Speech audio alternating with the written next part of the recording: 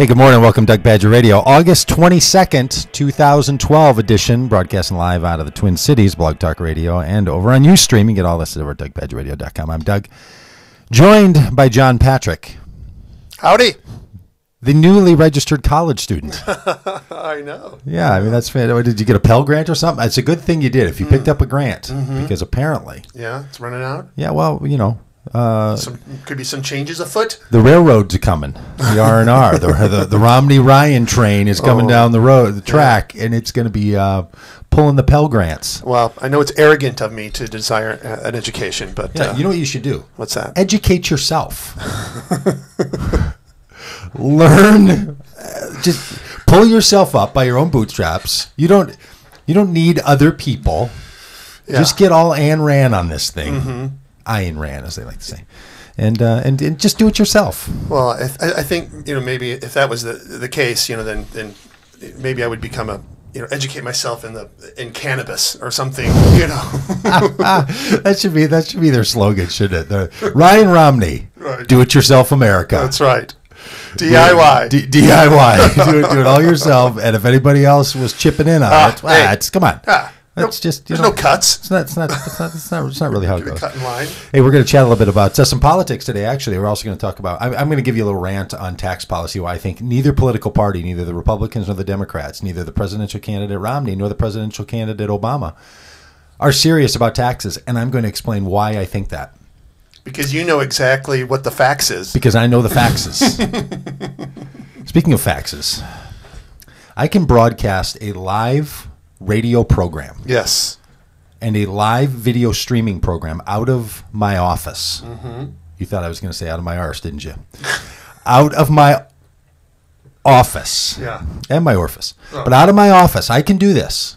But what I can't do, what humbles a man, what drives a man to his knees, I can't print off my printer that is 6 feet away from me. Because you're out of yellow ink. Because it's out of yellow ink. And because it's 4 cartridges. Yeah. I don't even want to print in. I can't imagine the last time I wanted to print anything in color. I don't print things on my home printer in color. But it prints them anyway. If you just hit print, it comes out in color if you don't set the change. Well, if it's out of yellow. Yeah. You're done, fella. I can't even understand how I used up all the yellow. Like, how did I run out of the yellow first? But now I literally can't print. So for the show today, I had to hand write things like I'm in some like a gosh dang animal. Like a gosh dang animal. Like I've just come out of the primordial sludge. Yeah. Look at it. I can barely write. I mean, if you could see this, it's unintelligible. And it's in a red ink, and I couldn't even find a pen. I can't even find a black pen. Yeah, I have $5,000 worth of computer equipment around me. Right. And I got to find a red ink pen. You got like a cup behind you full of yellow pins. It's true. I got a yellow pen, a yellow highlighter. Right. Maybe I'm more into yellow than you think, huh? Than I thought. It's never really. So anyway. Yeah. Did you try pulling out the yellow cartridges? I did. They're laying up there right now. I pulled them out. I mean, I was running around here like Ralph Cramden. You should have seen it. I was yelling at people. It was unbelievable. Because there are just things in this world that, like, even when you're faced with them as a sheer fact, I cannot believe that that's what it is. Yeah, right? Like, right. I mean, I'm just looking right at it like, this cannot be true. This warning on my computer and the warning on the printer. And the copier that says, I will not make a copy. You're out of yellow ink. Even when I'm printing in black and white. Hey, you're out of yellow. Yeah. Sorry, fella. It is so counterintuitive how it should work that it just you're seeking a workaround, and it's like Yeah, it just, I mean, it's an HP. It's a new computer. It's a new printer. It can do lots of things. I can scan, wirelessly. Yeah. I have an email address on the thing. It's on the network. It's on the internet. It's like the friggin' space station over here, and I can't print. So it kind of put me in a It put me in a sensitive mood. You know what's put me in a sensitive mood this morning? I went on a run. And first of all, I'm trying to imagine you being sensitive. Well, unless you're flying and listen to Springsteen. That's the only time I can think of. Did I get a little weepy? Yeah. I do have that problem.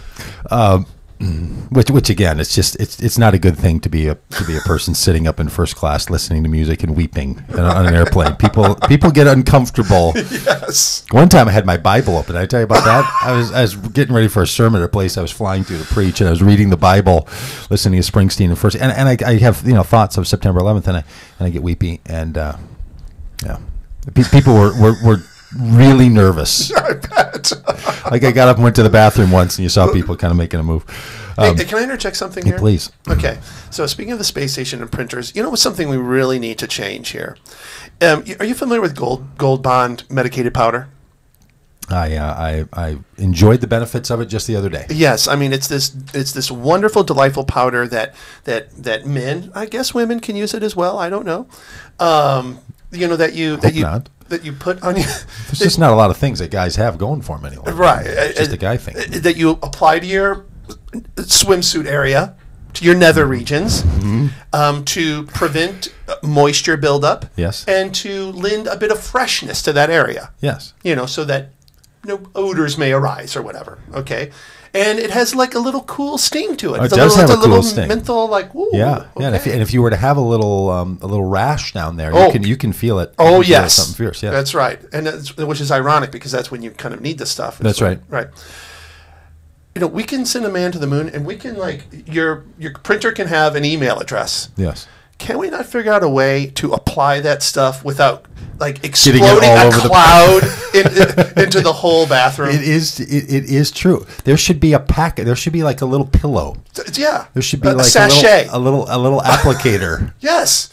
Where you just kind of dab it around the things, and but no, you're suddenly filling. It's like a gas chamber. It is. I agree. It happened to me the other day, and then it's on your hands. And if your hands happen to have a bit of moisture on them from the shower, when you're putting it on, the stuff is on forever. I put on a pair of black shorts after that, and it was on my black shorts. Yep. It was all over the place. And then you have to dust the entire bathroom to get rid of that stuff. It's everywhere. So anyway, that's my. Well, I had to put some on the other day because I went on a long run and felt a little chafing, a little chafing, a little irritation, a little something, and put some on and felt fresh as the day of spring. Yes, it's a wonderful product. I really enjoy it. Fantastic. But let's get our best people working. Hey, I was I felt a bit shameful this week. Yeah, there's just this week. Yes, it's dawned on me. No, there's this. Did someone point it out to you though, or someone say you should feel ashamed? Yeah, and now I'm looking for a new therapist. Okay. I don't know if this person thinks she is. Right. But she's just getting a little too much of my stuff. No, there's this ancient wisdom that has remained true. That blessed is the man who doesn't walk in the counsel of the wicked, doesn't stand in the assembly of the mockers, and doesn't stand in the assembly of the how's it go? Yeah. Doesn't sit in the seat of the mockers. And I don't like it comes out of the opening of Psalms, right? In Proverbs. Yeah. Psalms. Psalm 1. Psalm 1. Yep. The opening of Psalms. Mm-hmm. Of the Psalms. Psalm 1. It's a great notion. Like you don't want to be the guy that sits in the seat of the mockers because there's nothing good comes out of that. No. And sometimes I can find myself feeling a little smug. Really now. And there was a news story this week about the demise of the value of the stock, which I think stock market is killing the world. Mm-hmm. But a demise in the value of the stock of Groupon. Did you see this story? No, I didn't. I thought you were going after Facebook.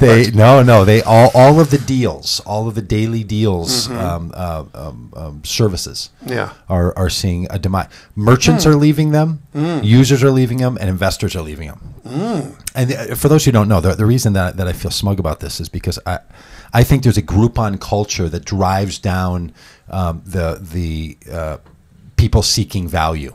I'm sorry, people seeking quality, and what they go after is value. Right. So there's a whole culture in our world now where people just want a deal, and really good people are trying to produce really good things, and everybody wants to squeeze 50% out of it. And I just think it's unsustainable. It was the wrong arc. It's the wrong way to go. And then to get these little reminders every day in your email box that you can get something for nothing by just buying some of it now. Like it plays on the lesser angels of our economy. Well, I couldn't disagree with you more, but I know. You know, the thing but in time, I'll come around. I will be proven right on this. I'm down. telling you, and it's happening now. Well, the thing that really ticks me off about Groupon is that I really love receiving information about deals, but I'm not from Salt Lake City. I've never been to the place, and I cannot make them stop sending me Groupon information from Salt Lake City. Somehow, I've gotten into their system, and so I know where to get a good massage for 50% off in Salt Lake City. Does it come with something from one of the discount airlines that could fly you to Salt Lake City? You're saving money. Yeah, I mean it's a hell of a massage. Yeah. I mean it's fantastic, and well, just the whole theory of buy something cheap and then later you're going to be willing to pay full price for it. Well, hey America, quit overcharging and we wouldn't be demanding Groupon. Yeah, because that's really what's going on. Hey, we were talking earlier. You saw the story about the Steve Jobs house being broken into in California, and then the police going to all of that work. This was the other time I felt smug. That the guy steals an iPad and computers and other things from Steve Jobs' house, breaks in, steals from a dead guy. Yeah. Then the police go to extraordinary efforts to get the items back. Shocking to me. Right. Shocking to me that they would go through all this work to get all this back. But the poor guy logs on and then logs into iTunes to put in a new software, and they come over to his house and they found his internet connection and pulled up outside. And what kind of a knucklehead steals something from the guy who made those products and doesn't think that someone's going to keep their eye on it? Well, that guy actually sold it to Snappy the Clown. Oh, he sold it to another guy. Stole it to another guy who was basically using it as a music player. So when he did his little clown performances, he wasn't really a clown. He wasn't? Was he? Yes. Truly clown makeup face birthday parties. Yes. So the guy who sold it, who stole it and sold it, he got arrested.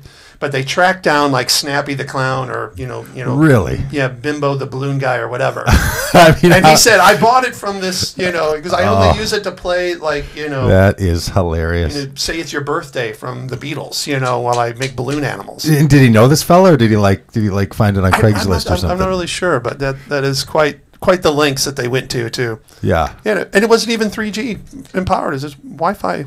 Wi-Fi only? Steve Jobs had a Wi-Fi only? Because he's even I'm not paying the $20 a month. There's free Wi-Fi all over. Well, that was kind of one of the big jokes, is that Steve Jobs would send some emails from his phone, and then they were able to trace it back, and that he had just a 3G or something. Oh, seriously? Yeah, right. My contract's not up yet. I'm not going to pay the $600 for a new phone. This is right. How do you think I got to be where I am in this world? Yeah. All right. Hey, this is Doug Pagitt Radio. We do talk about all kinds of things. We're also going to talk today about the swine flu in the Minnesota State Fair. I've got a smug look because I'm anyway. I don't know why that's funny. Well, because our Jewish brethren were right. That's what we're going to get into after the break. I'm going to give you my little pitch on taxes. And if I can get a hold of a friend of mine named McKay Coppins, he follows the Romney campaign and writes for BuzzFeed, and has an article about Obama's family history of polygamy and Romney's family history of polygamy. Apparently, both of them go back 2 generations. They have grandparents that were polygamous. I just find that hard to believe. I got a chart. I got a chart with pictures right here. So if McKay can join us, we're going to be joining him. And then a little later in the show, we're going to have Mel Lawrence. Mel is the author of a book called Spiritual Influence, The Hidden Power Behind Leadership. This role of leadership and spirituality and all the rest of it. So we're going to send you into a little break here with a song that I listen to as part of my running mantra, and I really like it. It's by the Avett Brothers. Do you know these cats? Mm-hmm. Are they really brothers? I don't even know. I don't know anything about it. I don't know. Are they?